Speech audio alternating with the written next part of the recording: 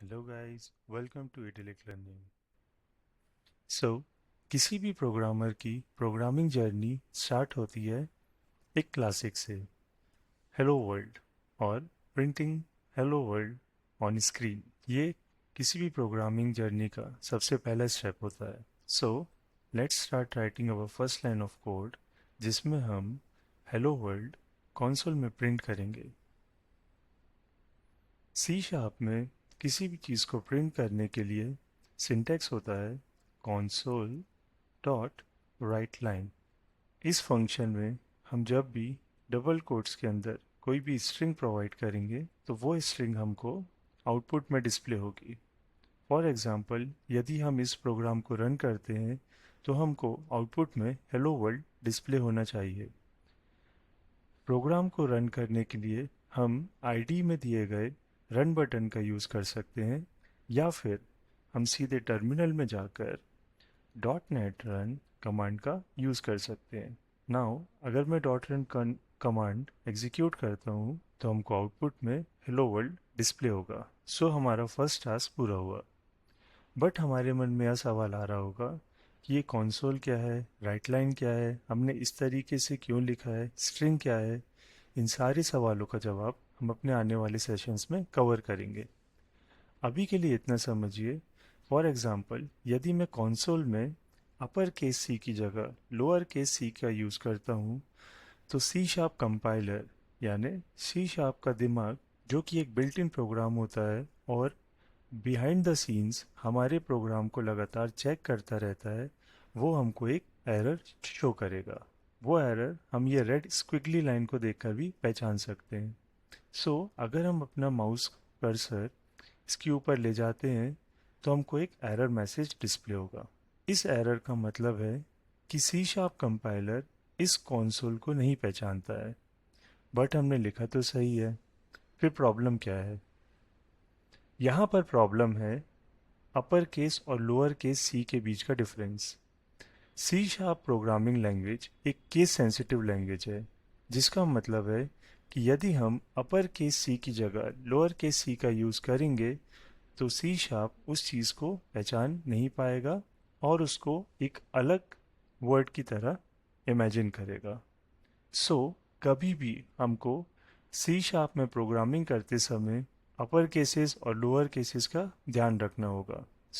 मैं इसको वापस कैप अपर केस सी करता हूँ। सिमिलरली, मान लीजिए ये जो हेलो वर्ल्ड डबल कोट्स के बीच में लिखा है, इसको हम सिंगल कोट्स से रिप्लेस करते हैं तो अगेन सी शार्प कंपाइलर हमको एरर देगा, जिसका मैसेज कुछ इस तरह है: too many characters in a character literal. Now character literal क्या होता है, इसके बारे में हम तब बात करेंगे जब हम डेटा टाइप्स डिस्कस करेंगे। फॉर नाउ आप ये समझिए कि सिंगल कोट्स सी शार्प में कैरेक्टर्स को रिप्रेजेंट करने के लिए यूज होते हैं। I am going to change these back to double quotes, और अब वो एरर भी चला गया है। फाइनली, हम यदि इस सेमी कोलन को अलग करते हैं, अगेन हमको सी शार्प कंपाइलर से एक एरर आएगा जिसमें वह बोल रहा है कि हमको सेमी कोलन एक्सपेक्टेड है। सेमी कोलन इसलिए ज़रूरी है बिकॉज सी शार्प कंपाइलर यह कहता है कि आप किसी भी प्रोग्राम में किसी भी स्टेटमेंट को यदि आप एंड करना चाहते हैं तो आप सेमी कोलन का यूज़ करेंगे। यदि हम सेमी कोलन का यूज़ नहीं कर रहे हैं, उसका मतलब यह है कि वो स्टेटमेंट अभी भी कंटिन्यू हो रहा है। जो मोस्ट ऑफ दी मिस्टेक्स कोई भी नए प्रोग्रामर करते हैं वो होती हैं अपर केस और लोअर केस के बीच में डिफरेंस नहीं करना। For example, lower case C in place of upper case C, और using lower case W in place of upper case W. Second mistake होती है कोट्स का ध्यान नहीं देना। यदि हम स्ट्रिंग का यूज़ कर रहे हैं तो हमको डबल कोट्स का यूज़ करना है। यदि हम कैरेक्टर का यूज़ कर रहे हैं तब हमको सिंगल कोट का यूज़ करना है। फाइनली, किसी भी स्टेटमेंट को फिनिश करने के लिए या कंप्लीट शो करने के लिए सेमी कोलन का यूज़ करना कंपलसरी है। ओके गाइस, नाउ अगर हम फिर से हमारे प्रोग्राम को रन करेंगे so we expect the same output which is hello world. आगे बढ़ने से पहले हम हमारे इस स्टेटमेंट को कमेंट आउट करते हैं। कमेंट्स का यूज़ वहाँ पर होता है जहाँ पर हम किसी कोड को एग्जीक्यूट नहीं करना चाहते हैं और साथ ही साथ उसको हम हमारी प्रोग्रामिंग से डिलीट भी नहीं करना चाहते हैं। कंपाइलर जब भी कमेंट्स को देखेगा तो वो उस लाइन को एग्जीक्यूट नहीं करेगा, इसके बदले वो नेक्स्ट लाइन पर जाकर बचे हुए कोड को एग्जीक्यूट करेगा। कमेंट्स के काफ़ी सारे यूसेज होते हैं, उसमें से एक यूसेज होता है documentation. For example, as a developer आपने एक कोड लिखा, उस कोड को लिखने के बाद उसकी एक छोटी सी समरी भी साथ में लिखना चाहते हैं जिससे दूसरे डेवलपर्स की हेल्प हो सके। उस डॉक्यूमेंटेशन या उस समरी को आप कमेंट्स के रूप में लिख सकते हैं। So coming to our next task, हमारा सेकेंड टास्क बहुत ही सिंपल है। हमारा सेकेंड टास्क है that we want to display this message to the user.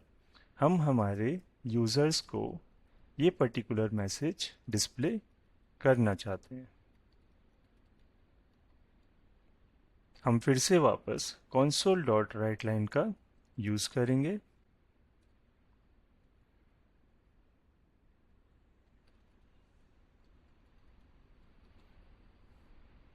जिससे हम हमारा फर्स्ट टास्क हेलो वर्ल्ड लिख सकें। ऑल्दो हम इस पूरे सेंटेंस को एक ही लाइन में यहाँ पर लिखकर शो कर सकते हैं, बट यहाँ पर एक कंडीशन है कि हमको हेलो वर्ल्ड एक console.writeLine के यूज़ में लिखना है और welcome to idyllic learning second line में लिखना है। So what we are going to do is, हम नेक्स्ट लाइन में जाएंगे और console.writeLine का यूज़ करके हमारा नेक्स्ट पार्ट प्रिंट करेंगे which is welcome to idyllic learning. और फिर हम हमारे प्रोग्राम को एग्जीक्यूट करके देखेंगे कि हमको यह आउटपुट डिस्प्ले होता है कि नहीं। Coming back to the terminal, running .NET run command, और यहाँ पर हमने, लेकिन यहाँ पर एक प्रॉब्लम है। यहाँ पर हेलो वर्ल्ड और वेलकम टू इडिलिक लर्निंग अलग अलग लाइंस में डिस्प्ले हो रहे हैं। So what is the problem? किसी भी मैसेज को डिस्प्ले करने के लिए यदि हम console.writeLine का यूज़ करते हैं तो C# कंपाइलर उस पर्टिकुलर लाइन को प्रिंट करने के बाद अपने आप कर्सर को नेक्स्ट लाइन में मूव कर देता है। इसी के कारण यहाँ पर हमको हेलो वर्ल्ड के बाद welcome to idyllic learning next line में शो हो रहा है। सो इसका सॉल्यूशन क्या हो सकता है? इसका बहुत ही सिंपल सॉल्यूशन है। इंस्टेड ऑफ यूजिंग console.writeLine हम यूज़ कर सकते हैं console.write मेथड। ये मेथड भी console.writeLine की तरह ही वर्क करता है, बस इसमें फ़र्क सिर्फ इतना है कि वो मैसेज को प्रिंट करने के बाद कर्सर को नेक्स्ट लाइन पर नहीं ले जाकर कर्सर को सेम लाइन में रखता है। सो अगर हम फिर से हमारे प्रोग्राम को रन करते हैं, दिस टाइम हमारा मैसेज हमको एक ही लाइन में डिस्प्ले होगा।